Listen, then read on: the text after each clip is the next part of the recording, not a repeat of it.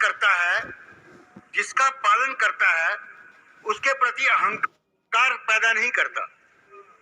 लय करता है, जिसका लय करता है, उसके प्रति शोक नहीं करता। फिर और इसका क्या काम है? जो इसके शरणागत हो जाता है, उसका आदि, व्याधि, उपाधि तीनों रोग खत्म कर देता है। आदि क्या होती है? जिन चीजों का अभाव होता है, अभाव के कारण इंसान बहुत दुखी होता है। तो जब ये ज्ञान मिलता है, जो कुछ देवे सो कुछ खाके शुक्र मनाना सीखी है, अभाव से इंसान तृप्ति महसूस करता है। दूसरी होती है व्याधि, जो हमारे कर्मानुसार कुछ रोग हमें लग जाते हैं, उनको व्याधि कहते हैं। एक तीसरी तकलीफ है, वो उपाधि की है। वो तकलीफ किसी की दी हुई नहीं, अपनी तरफ से पैदा की होती, स्वभाव के कारण। मैं एक मिसाल अर्ज कर रहा हूं कि एक सास के लिए कड़ी बना के दी गई, बहुत पसंद आती थी सास को कड़ी। जब कड़ी सामने आई, उसमें मिर्च ज्यादा थी। बड़ी तेजी से बोली, बहू इधर आओ, ये क्या बनाया है? मिर्च गलती से ज्यादा पड़ गई, क्षमा करना। अगले दिन उसने फिर सब्जी बनाई, वो उसको बहुत पसंद आ गई। पसंद आया तो फिर जोर से पुकारा, बहू इधर आ। आज क्या गलती हुई? कल ऐसी क्यों नहीं बनाई थी? अब जिसका स्वभाव ही लड़ने का है, उसमें कोई ना कोई बहाना तो निकाल ही लेना है। तो ये दातार तीनों किस्म के रोग खत्म करता है। आप जरा प्रकृति से परिचय करें। परिवर्तन प्रकृति का स्वभाव है और क्रिया इसका काम है। इसमें परिवर्तन होता ही रहता है। जितने हमारे रिश्तेदार आज बैठे हैं, इन सब में परिवर्तन होता आया है। जो आज हमारे रिश्तेदार हैं, 50 साल पहले वो हमारे रिश्तेदार नहीं थे, और 50 साल बाद भी वो हमारे रिश्तेदार नहीं रहेंगे। लेकिन निरंकार में कभी परिवर्तन नहीं होता। इसके साथ जो हमारा रिश्ता है, वो युगों युगों का है, कल्पों कल्पों का है, आदि का है, और अंत तक रहेगा। इसमें कभी फर्क आता नहीं। अब प्रकृति और परमात्मा के बीच का मैं फर्क अर्ज करना चाह रहा हूं। प्रकृति को कोई पूरा पकड़ नहीं सकता। आज तक कोई पैदा नहीं हुआ जो पूरी की पूरी प्रकृति को गिरफ्त में ले ले, और परमात्मा की अधूरा पकड़ में आया नहीं। इतने लोग बैठे, कोई कहे कि मुझे तो निरंकार अधूरा ही दिखाया गया। परमात्मा मिलता है तो पूरा ही मिलता है। फिर प्रकृति में परिवर्तन होता रहता है, परमात्मा में परिवर्तन नहीं होता। प्रकृति को कोई पकड़ नहीं सकता, परमात्मा को कोई छोड़ नहीं सकता। हर साल बॉम्बे में एक वर्ल्ड की कॉन्फ्रेंस होती है हेल्थ की, बड़ी दुनिया भर में हलचल है। उसमें भारत के सभी संस्थाओं के लोग आते हैं कि भाई ये रोग क्यों खड़े हो गए हैं, कैसे 2000 साल तक सब लोगों को रोग मुक्त किया जाए।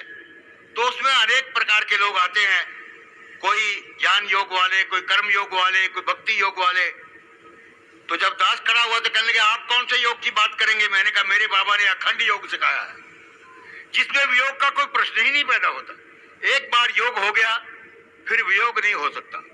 मौत से भी आप कभी ना कभी छुटकारा पालेंगे, कभी ना कभी देर सवेर, पर निरंकार से कभी छुटकारा नहीं हो सकता। जन्म जन्म नहीं हो सकता, और जन्मों जन्मों के बाद भी नहीं होगा।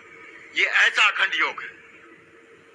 फिर साथ संगत, कुछ जो सतगुरु के चरणों में गुण सीखे हैं, वो कुछ आपके चरणों में रख रहा हूं। कोई आदमी शोक नहीं चाहता, पर सतगुरु कहता आपको शोक लग नहीं सकता। आप मोह छोड़ दें, आप शोक को ढूंढते ही रह जाएंगे, कहां गया। कोई हमारा दुश्मन नहीं है। अपने कातिल आप हैं, अपने मसीहा आप हैं। जहर भी रखते हैं हम, अक्सीर भी रखते हैं हम। क्या दुख सुख, मन की अनुकूलता सुख है, मन की प्रतिकूलता दुख है। और सतगुरु के शरणागति आने में न सुख है न दुख है, केवल आनंद है, जिसमें कभी परिवर्तन नहीं होता। और कैसे दुखी होते हम। साथ संगत, एक मेले में एक बुढ़िया आई, तो दर्पण की एक दुकान थी लगी हुई, दुकान उठाने का वक्त हो गया था, मेला खत्म हो रहा था, तो वह हर एक दर्पण को उठाए, ऐसे झाड़े, शक्ल देके रख दे। कहने कि भाई कोई अच्छा सा दर्पण दिखा। उसने कहा ये ले लो, कितने का है? 25 रुपए का। उसको झाड़ा, पूछा 25 रुपए बहुत महंगा है। ये ले लो 20 का है, बहुत महंगा है। ये 5 का है, बहुत महंगा है। आखिर कहा ये लो 2 रुपए का। उसको भी उसने झाड़ा, ले लो ये बहुत सस्ता है। 2 रुपए का, बहुत महंगा है। माई तेने लेना भी है कि नहीं? अरे मैं कोई आज से नहीं आ रही, मैं 40 साल से आ रही इस मेले में।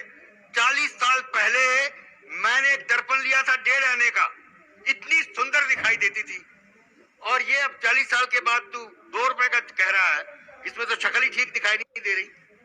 मुझे बेकल सरहदी जी की एक लाइन याद आ गई कि धूल चेहरे पे है मगर है दोस्त आईना साफ कर रहे हैं हम। आईने का कोई कसूर नहीं है, ये तो प्रकृति है। तू आप, तेरी शक्ल बिगड़ गई है, इसलिए आईना तेरे को खराब लग रहा है। और साथ साथ जब जब हमको लगता है कि कोई सामने वाला हमको दुख दे रहा है, सदगुरु कहता है सामने वाला आपको कोई दुख नहीं दे सकता। किसी की ताकत ही नहीं कि आपको कोई दुख दे। दुख होने का कारण कुछ और है। हमारे सामने पिक्चर देखते हम, पर्दा लगा होता है, पर्दा तो तटस्थ है, उसको कुछ करना धरना नहीं है, लेकिन पीछे एक प्रोजेक्टर होता है। उस प्रोजेक्टर में जैसी फिल्म चल रही होती है, पर्दे पर वही आती है।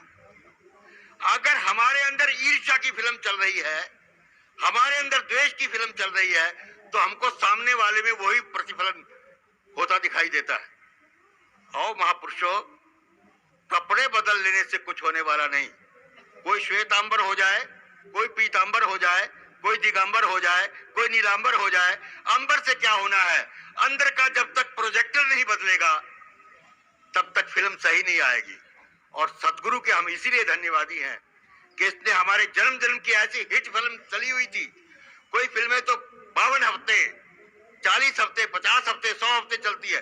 ये तो फिल्म जन्म जन्म की चल रही थी और इसने ये बदल दिया है और प्रोजेक्टर ही चेंज कर दिया है। ये इसकी कृपा है। साथ संगत।